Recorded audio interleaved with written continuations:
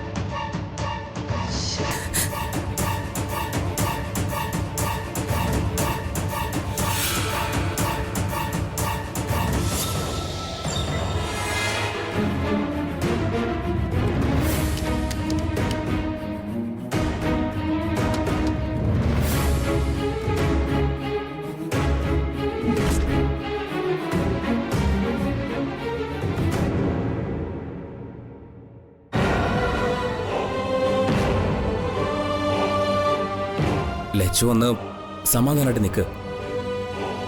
സഞ്ജു അറിഞ്ഞ കാര്യം ലച്ചുനെ വിളിച്ചു പറഞ്ഞു. സ്വാതി വന്നാൽ ഒരു മുൻകരുതൽ എന്ന നിലയ്ക്ക് സഞ്ജു അറിയിച്ചത്. കിച്ചൻ ഇങ്ങനൊരു ചതി ചെയ്യുന്ന ഞാൻ കരുതിയില്ല. ലച്ചുവിന് ഓർമ്മ നഷ്ടപ്പെട്ട സമയത്ത് പറ്റിപ്പോയതല്ലേ. ഇപ്പോഴാണെങ്കിൽ കിച്ചൻ ഭർത്താവാണെന്ന് സമ്മതിച്ച് സ്വാതിയുടെ സംശയം മാറ്റാമായിരുന്നു. ഇനി അതൊക്കെ നമ്മൾ പറഞ്ഞിട്ട് വല്ല കാര്യമുണ്ടോ? വലിയ കളികളാ നടന്നിരിക്കുന്നതെന്ന് ചേച്ചിക്ക് മനസ്സിലായി. ചേച്ചി സത്യം അറിഞ്ഞു കഴിഞ്ഞാ പിന്നെ ഞാൻ ജീവിച്ചിരുന്നിട്ട് കാര്യമില്ല. ഈ ലോകത്ത് ഞാൻ ഏറ്റവും കൂടുതൽ സ്നേഹിക്കുന്നത് എന്റെ ചേച്ചിയാ. ചേച്ചി വിഷമിപ്പിക്കാൻ ഞാൻ ഒരിക്കലും ആഗ്രഹിക്കുന്നില്ല. എന്റെ ചേച്ചി എന്റെ മുന്നിലേക്ക് എത്തുന്നതിന് മുൻപ് എനിക്ക് നാട് വിട്ടു പോണം. ചേച്ചിയെ നേരിടാൻ എനിക്കാവില്ല.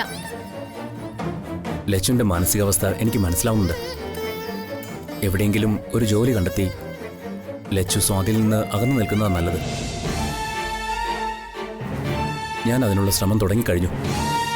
എനിക്ക് നാട്ടിൽ ഇനി നിൽക്കാൻ പറ്റില്ല. ഡോക്ടർ കുറച്ചു ദൂരത്തേക്ക് ഒരു ജോലി ഏർപ്പാടാക്കി തന്നാ മതി. കേരളം വിട്ട് പോകുന്നതാ നല്ലത്. ആ വഴിക്ക് തന്നെയാ ഞാൻ ട്രൈ ചെയ്യുന്നത്. ആരോ വന്നല്ലോ.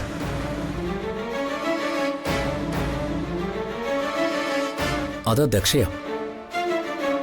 ആ സ്ത്രീ എന്താ ഇവിടെ? ആ ദക്ഷ എന്നെ കാണാൻ വേണ്ടി വന്നതാ. എനിക്ക് അവരോട് സംസാരിക്കാൻ ഒട്ടും താല്പര്യമില്ല. ഡോക്ടർ അത് അവരോട് പറഞ്ഞവരെ തിരിച്ചയച്ചേക്ക്. ലച്ചു നിക്ക്.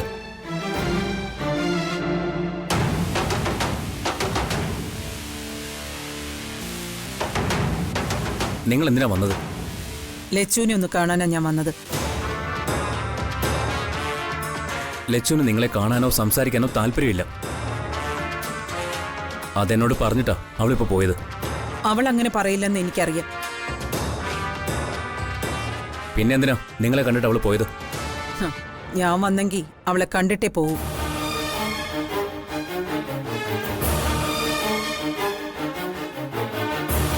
നിങ്ങൾക്ക് എന്താ വേണ്ടത്? എന്നെ കണ്ടിട്ട് നീ എന്തിനാ മാറിപ്പോയത്? അതെ, നിങ്ങൾ ഇനി എന്റെ പിന്നാലെ വരരുത്. എനിക്ക് ഓർമ്മ നഷ്ടപ്പെട്ട സമയത്ത് എന്നെ വെച്ച് നിങ്ങൾ നല്ല മുതലെടുപ്പ് നടത്തിയിട്ടുണ്ട്. അന്ന് നിങ്ങൾ ആരാണെന്ന് എനിക്കറിയില്ലായിരുന്നു. ഇനി നിങ്ങളുമായിട്ട് ഒരു ബന്ധത്തിനും ഞാനില്ല. നിന്റെ അടുത്ത് ബന്ധം കൂടാനൊന്നുമല്ല ഞാൻ വന്നത്.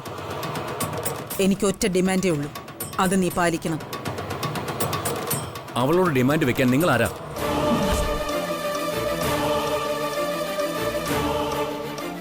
ഇവളുടെ ഉത്തരവാദിത്വം ഏൽക്കാൻ നീ ആരാടാ? ഇവളുടെ ഭർത്താവോ അതോ സഹോദരനോ? ഇവളിൽ അധികാരം പറഞ്ഞ് ഒരാൾക്ക് എന്നോട് സംസാരിക്കണം, ഇവളുടെ ഭർത്താവിന്. പക്ഷേ അവൻ അതിനുള്ള ധൈര്യമില്ല. ദേ, എന്റെ കാര്യങ്ങൾ സംസാരിക്കാനും തീരുമാനമെടുക്കാനും ഞാൻ മാത്രം മതി. നിങ്ങൾ പോവാൻ നോക്കിയേ. ഇവിടെ ഒരു കാര്യത്തിൽ തീരുമാനം എടുക്കുന്നത് ഞാനാ, അത് നീ പാലിച്ചേ പറ്റൂ. മംഗലശ്ശേരിയിലേക്ക് നീ ഇനി തിരിച്ചു പോകരുത്. നിന്റെ നന്മയെ കരുതി കൂടിയാ ഞാൻ ഈ പറയുന്നത്. നീ ഇപ്പൊ എടുത്ത തീരുമാനം നല്ലത്. പക്ഷേ സ്വാതിയോ ശ്രീദേവിയോ വന്ന് വിളിച്ചാൽ നിന്റെ മനസ്സലിഞ്ഞു പോകുമെന്ന് എനിക്ക് നന്നായിട്ട് അറിയാം. നിന്നെ കൂടി അങ്ങോട്ടയച്ച് തമ്മിലടുപ്പിച്ച് സന്തോഷിക്കാനല്ല ഞാൻ ശ്രമിക്കുന്നേന്ന് നിനക്കിപ്പോ മനസ്സിലായല്ലോ.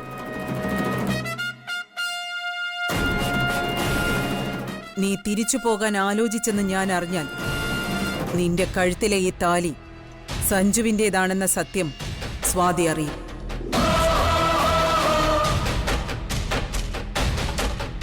അതോടെ നീ ആഗ്രഹിച്ച് നടത്തിയ ആ കല്യാണവും സ്വാതിയുടെ ജീവിതവും തകരും. നിങ്ങൾ വന്ന് ഇപ്പൊ എന്റെ അടുത്ത് ഈ ഭീഷണി മുഴക്കിയില്ലെങ്കിലും ഇനി മംഗലശ്ശേരിയിലേക്കില്ല എന്ന് ഞാൻ തീരുമാനിച്ചതാ. ആരുടെയും ആശ്രയമില്ലാതെ സ്വന്തം കാലം നിൽക്കാനാ ഞാനിപ്പോ ആഗ്രഹിക്കുന്നത്. ഒരു ജോലി മാത്രമാ ഇപ്പൊ എന്റെ മുന്നിലുള്ള ലക്ഷ്യം. ഇവിടുന്ന് തന്നെ ഞാനത് നേടിയെടുത്ത് ഈ നാട് വിട്ടു പോവും. ഇനി ഇതും പറഞ്ഞ് നിങ്ങൾ ഇവിടെ കയറി ഇറങ്ങണ്ട.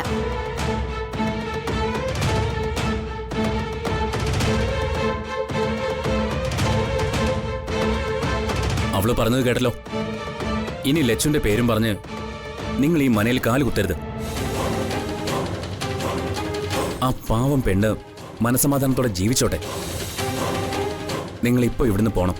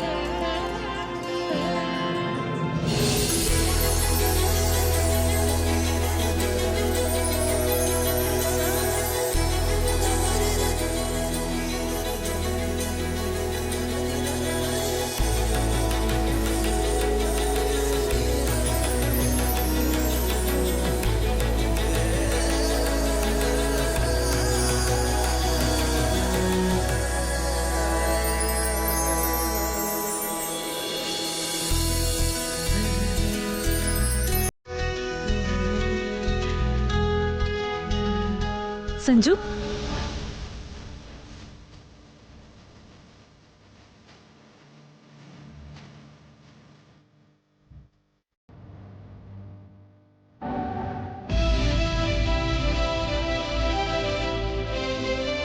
എനിക്കറിയാം അമ്മയുടെ നിർബന്ധം കൊണ്ടാ സഞ്ജു ക്ഷേത്രത്തിൽ വരാൻ തയ്യാറായെന്ന്.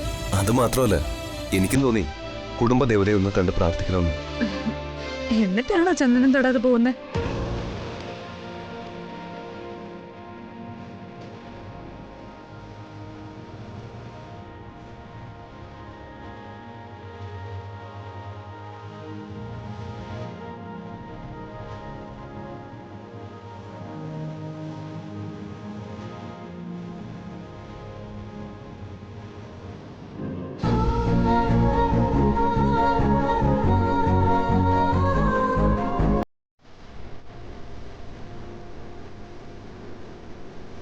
അമ്മന്റെ പേരില് ഞാൻ സഞ്ജുവിനെ വല്ലാതെ ബുദ്ധിമുട്ടിക്കുകയാണെന്ന് എനിക്കറിയാം. അമ്മുവിന്റെ ഭർത്താവിനെ കണ്ടെത്താൻ നീ മംഗലശ്ശേരിയിലെ പലരും ചോദ്യം ചെയ്യുന്നതൊക്കെ രാജുവോ ദിനേശനങ്ങളോ അമ്മുവിനെ വിളിച്ച് പറയാതിരിക്കില്ല. അതവളെ കൂടുതൽ വേദനിപ്പിക്കുമെന്നേ എനിക്ക് സ്വാതിയോട് പറയാനുള്ളൂ. ഒരു കണക്കിന് അത് ശരിയാ.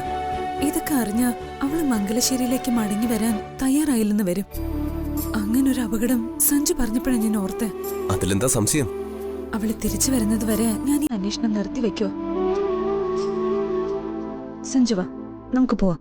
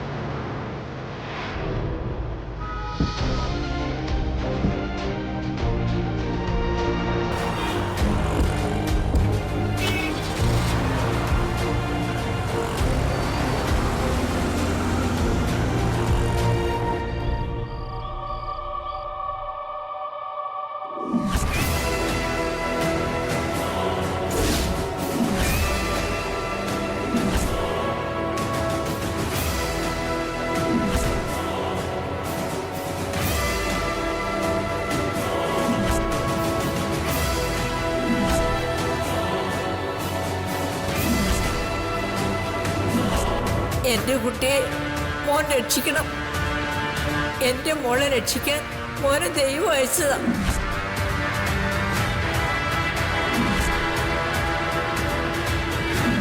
ശരി, ഞാൻ ഇവളെ കൊണ്ടുപോവാം. പക്ഷേ മുത്തശ്ശിയുടെ കൊച്ചുമോളെ ഞാൻ കൂട്ടിക്കൊണ്ടു പോയതുകൊണ്ട് ഞങ്ങൾ തമ്മിൽ ഒരു ബന്ധം ഉണ്ടാവുമെന്ന് കരുതണ്ട.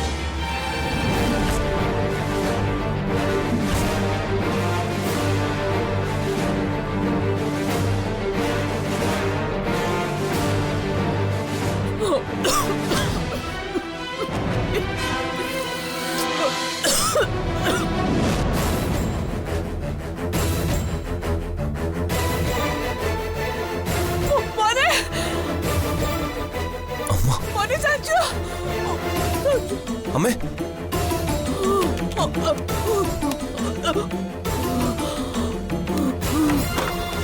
അമ്മേ അമ്മേ അമ്മേ എന്തുപറ്റി അമ്മേ എന്തുപറ്റി അമ്മേ എണീക്കമ്മേ അമ്മേ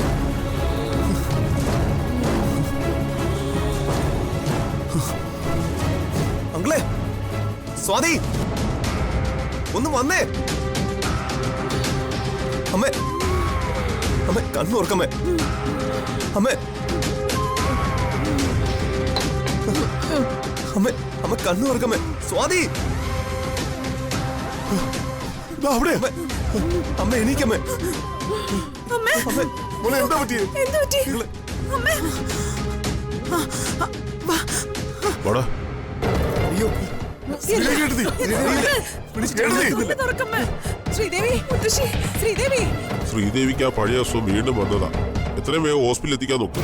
അയ്യോ മോളെ ശ്രീദേവി അങ്കിളെ വണ്ടി എടുക്ക ദിനേശ വേഗം ചെല്ല്. മോളെ ശ്രീദേവി ചാരു, വാടാ.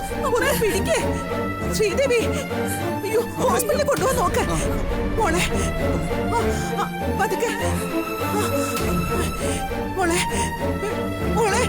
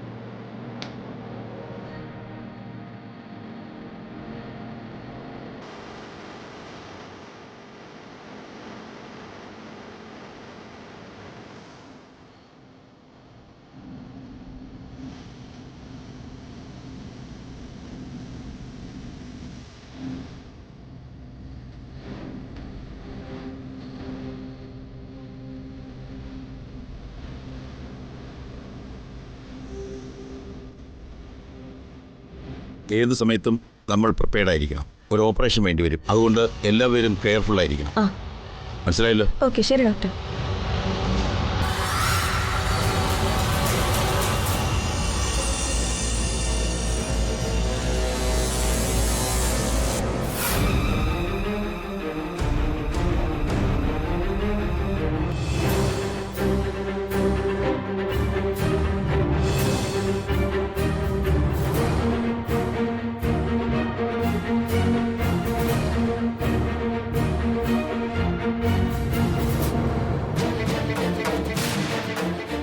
ഡോക്ടർ ബോധം തെളിഞ്ഞു ഡോക്ടർ? അതിനുള്ള സമയമായിട്ടില്ല. ശരീരത്തിൽ ഓക്സിജന്റെ അളവ് കുറവാണ്. ഇവിടെ എത്തിക്കാൻ 5 മിനിറ്റ് വൈകിയിരുന്നെങ്കിൽ പ്രതീക്ഷയ്ക്ക് വകയില്ലാതാകുമായിരുന്നു.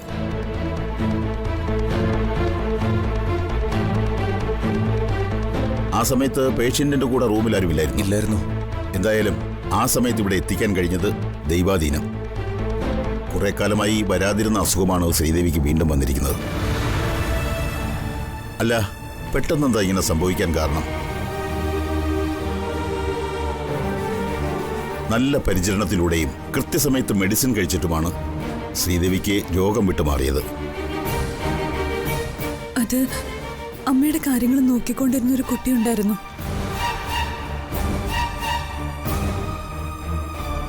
അവള് ഞങ്ങളുടെ ബന്ധു തന്നെയാ. അവളിപ്പോ വീട്ടിലില്ല.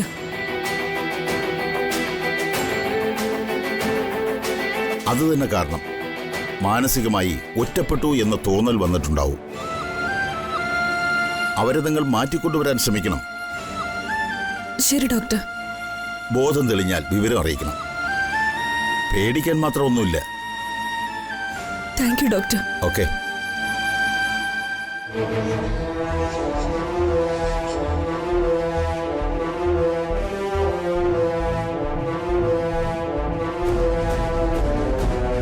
ഞാനിത് ഊഹിച്ചതാ സഞ്ജു. അമ്മ പോയതോടെ ചിറകൊടിഞ്ഞ പക്ഷിയെ പോലെയാ ശ്രീദേവിയേട്ടത്തി ഞാൻ കണ്ടത്.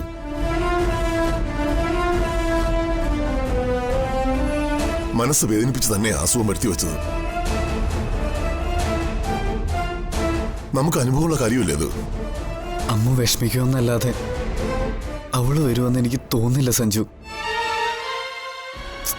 അതെന്ത് പറച്ചില്ല രാജു?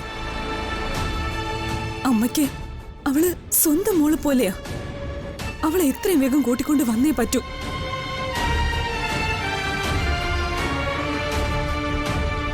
സഞ്ജു എന്താ ഒന്നും മിണ്ടാത്തെ? നീ പറയുന്നത് ശരി തന്നെയാ. അവള് നമ്മള് വഴി കളഞ്ഞ പോലെ തോന്നുന്ന അങ്ങനെ ചെയ്യാൻ പാടില്ലായിരുന്നു.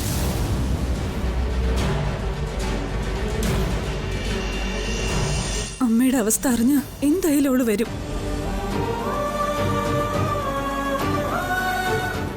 അവളുടെ ഭർത്താവിനെ കണ്ടെത്തേണ്ട ബാധ്യത കൂടി നമുക്കുണ്ട്.